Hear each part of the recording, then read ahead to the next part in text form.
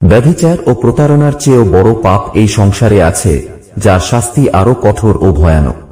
মহাভারতের সময় একজন মানুষ এমন পাপ করেছিল, কিন্তু আজকাল অনেকেই এমন পাপ করে থাকেন। জেনে নিন কি সেই পাপ এবং কি তার শাস্তি।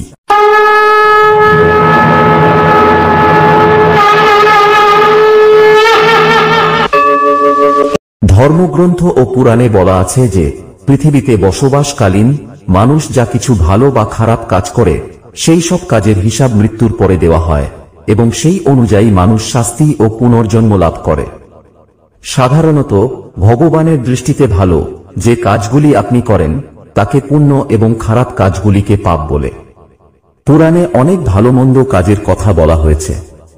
গরুড় পুরাণ এবং কথোপনিষদেও উল্লেখ করা হয়েছে যে মানুষের মৃত্যুর পর তার পাপ কর্মের কারণে বিভিন্ন ধরনের পাপের জন্য তাকে বিভিন্ন শাস্তির মুখোমুখি হতে হয়। যমের ন্যায় বিচারে কোনো পাপের শাস্তি এড়ানো যায় না। গরুড় পুরাণে বলা হয়েছে যে যারা ব্যভিচারী অবৈধ সম্পর্ক রাখে তাদের গরম লোহার দণ্ড আলিঙ্গন করানো হয়। যে পুরুষ তার গোত্রের কোনো নারীর সাথে সম্পর্ক রাখে তাকে নরকের অত্যাচার সহ্য করে হায়না বা ওই জাতীয় পশু জনিতে জন্মাতে হয়। যে কুমারী বা অল্প বয়সী মেয়ের সাথে যৌন মিলন করে তাকে নরকের কঠিন অত্যাচার সহ্য করে অজগরের গর্ভে জন্ম নিতে হয়। যে ব্যক্তি লালসার দ্বারা পীড়িত হয়ে তার গুরুর স্ত্রীর সম্মানের অবমাননা করে সে বছরের পর বছর নরকের যন্ত্রণা ভোগ করে গিরগিটির গর্ভে জন্ম নেয়। যে তার বন্ধুর সাথে বিশ্বাসঘাতকতা করে এবং তার স্ত্রীর সাথে পরকীয়া করে তাকে যমরাজ গাধার যোনিতে জন্ম দেয়। কিন্তু ব্যভিচার ও প্রতারণার চেয়েও বড় পাপ সংসারে আছে, যার শাস্তি আরো কঠোর ও ভয়ানক। মহাভারতের সময় একজন মানুষ এমন পাপ করেছিল, কিন্তু আজকাল অনেকেই এমন পাপ করতে শুরু করেছে। ভগবান শ্রীকৃষ্ণের দৃষ্টিতে সবচেয়ে বড় পাপ হল ভ্রূণ হত্যা। মহাভারত যুদ্ধের সমাপ্তির পর যখন দ্রোণাচার্যের পুত্র অশ্বত্থামা ব্রহ্মাস্ত্র ব্যবহার করে উত্তরার গর্ভে বেড়ে ওঠা শিশু পরীক্ষিতকে হত্যা করেন, তখন ভগবান শ্রীকৃষ্ণ সবচেয়ে বেশি ক্রুদ্ধ হন। শ্রীকৃষ্ণ সেই সময় ঘোষণা করেছিলেন যে অশ্বত্থামার পাপ সবচেয়ে বড় পাপ, কারণ তিনি একটি অনাগত শিশুকে হত্যা করেছিলেন। এই পাপের জন্য শ্রীকৃষ্ণ নিজেই অশ্বত্থামাকে শাস্তি দিয়েছিলেন।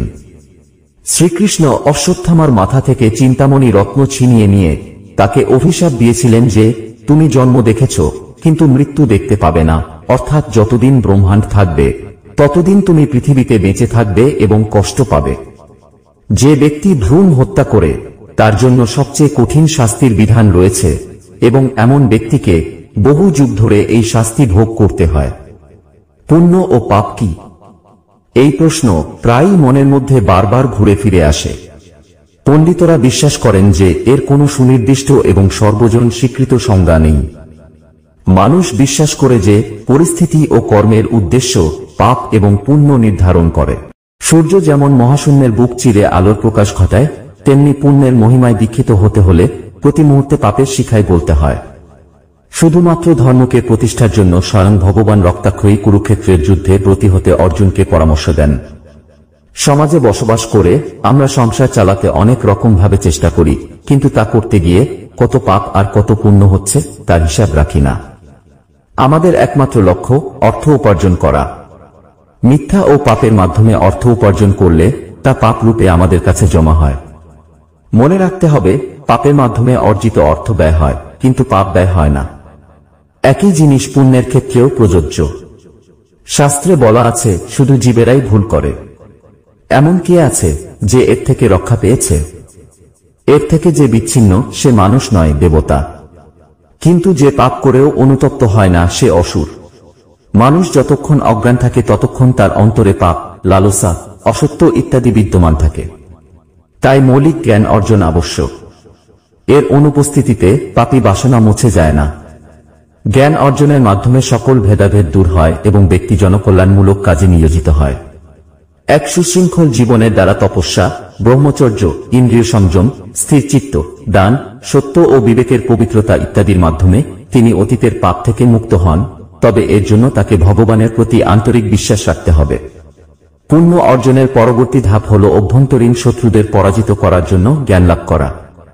কাম, ক্রোধ, আসক্তি, লোভ, অহংকার ও হিংসা এই ছয় শত্রুই মনকে বিচলিত করে। এগুলোকে দমন করলে মানুষ দুঃখ ও পাপ মুক্ত হয়। পুণ্য অর্জনের জন্য আমাদের যা করতে হবে তা হল ধর্মগ্রন্থ অনুসারে জীবনযাপন এবং অর্থ উপার্জন করা, জনকল্যাণমূলক কাজে নিযুক্ত হওয়া এবং আমাদের সমস্ত কাজ ঈশ্বরের কাছে সমর্পণ করা। এটাই পাপমুক্ত হওয়ার উপায়।